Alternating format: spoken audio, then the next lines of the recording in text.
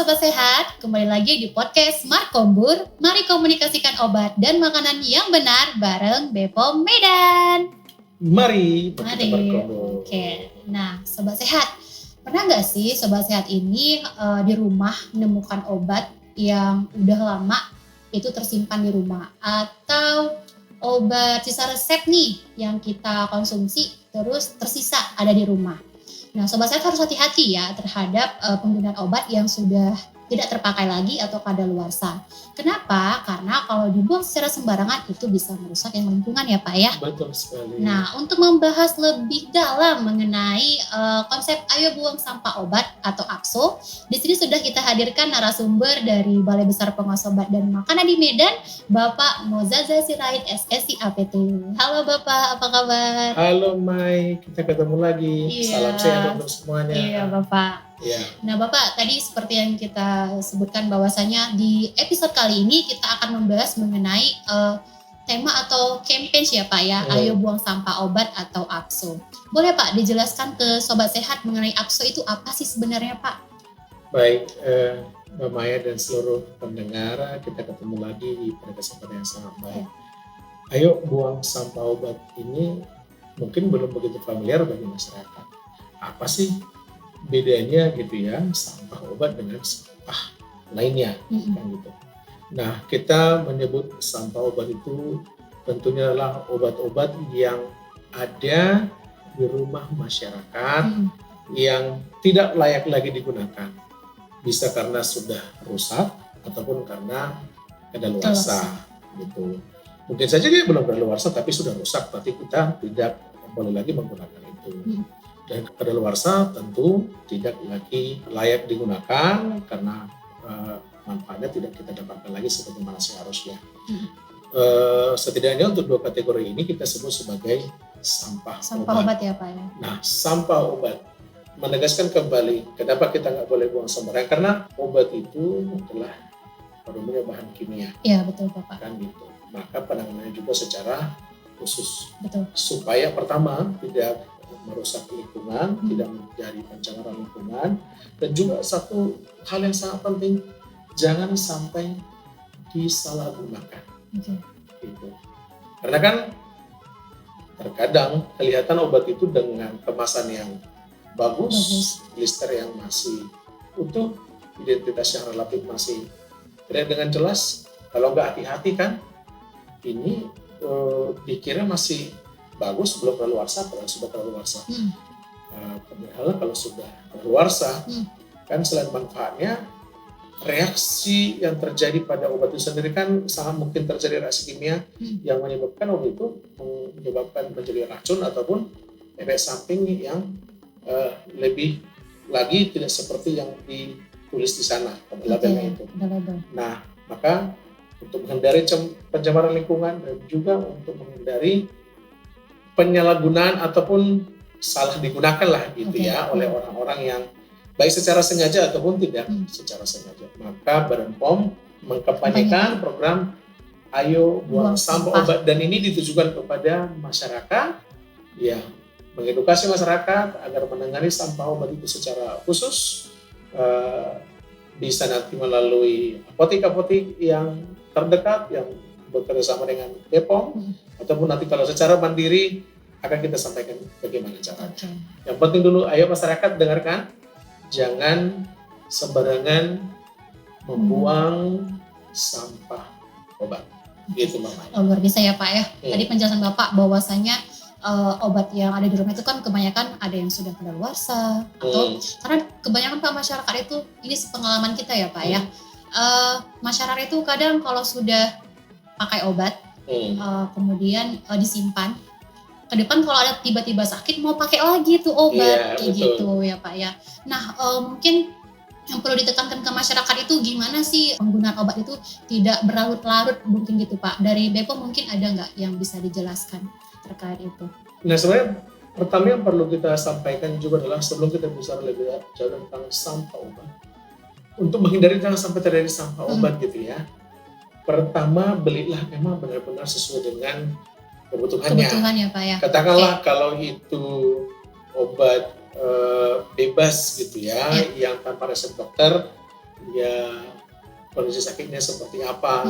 Tidak usah terlalu khawatir nanti kalau obat habis dan sebagainya, rasanya kan enggak ya. Gitu. Kemudian ya lihatlah kondisi sakitnya, jangan karena kekhawatiran kemudian membeli obat dalam jumlah banyak. Nah, yang kedua supaya tidak menjadi sampah obat, tentu terutama misalnya obat-obat yang diresepkan, gitu ya, dalam hal ini antibiotik, misalnya, supaya jangan sampai antibiotiknya belum habis, obatnya sudah dihentikan. Nah, ini kan sangat-sangat berpotensi menyebabkan sampah obat.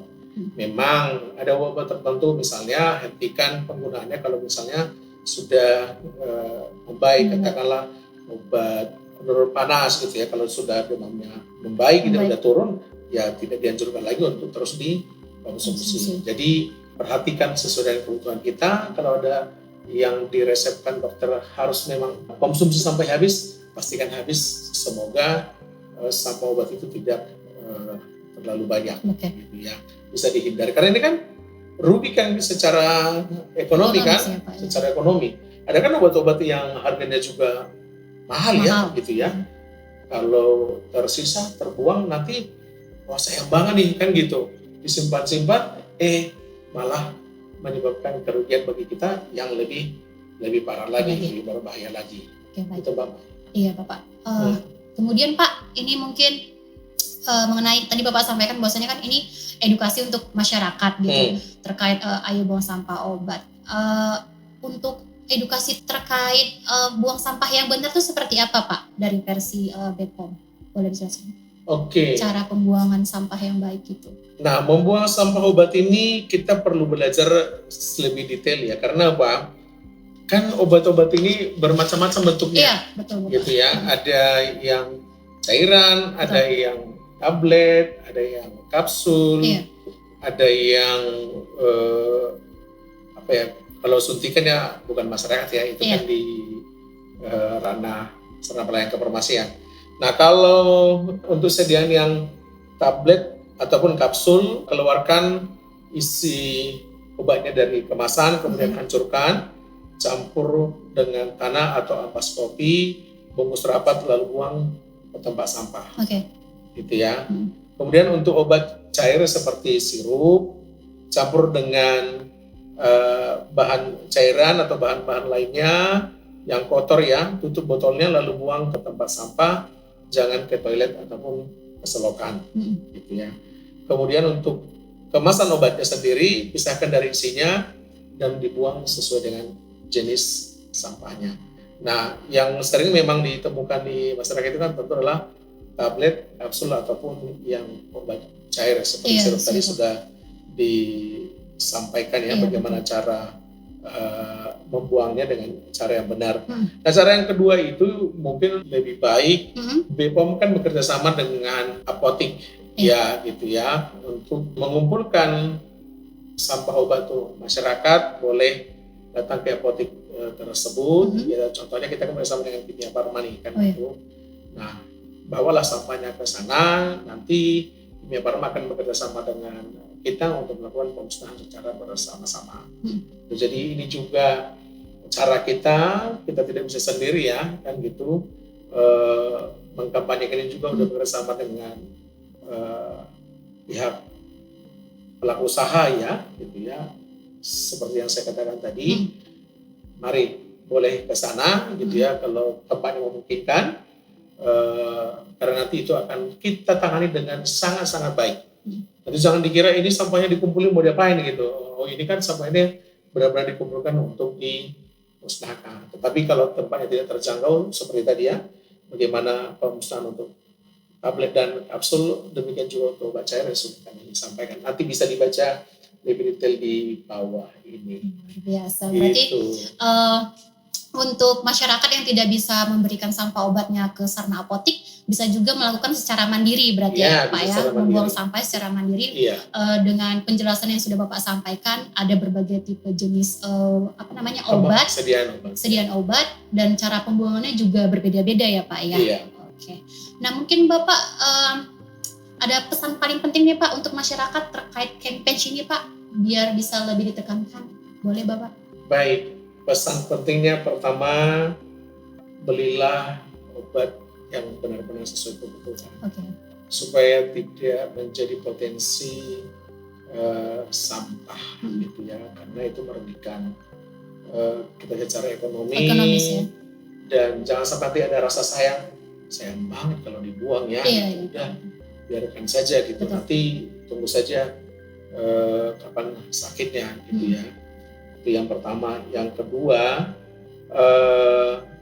tidak bisa dipungkiri bahkan resep sekalipun gitu atau kita membelikan, kalau kita sudah membaik ya tidak juga harus diteruskan ya.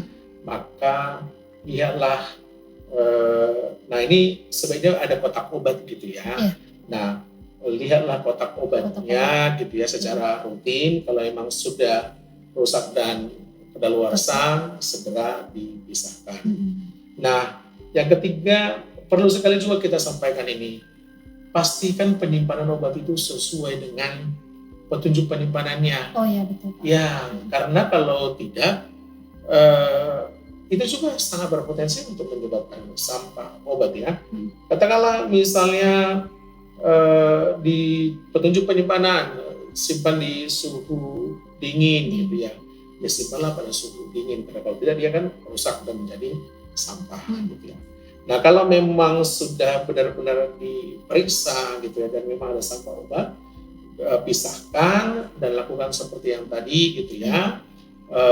Kalau untuk tablet atau kapsul itu keluarkan dari kemasan, hancurkan, campur dengan tanah atau ampas, salah satunya ampas kopi atau ampas yang juga bisa ya. Bungkus rapat lalu buang ke tempat sampah. Mekanisme pemusnahan tadi seperti itu. Jadi intinya usahakan untuk mengurangi sampah obat.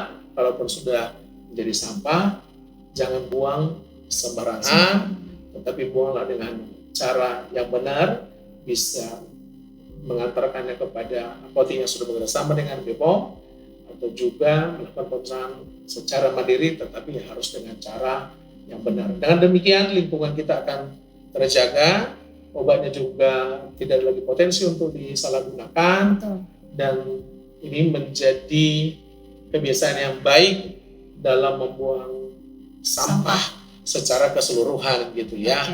Gitu.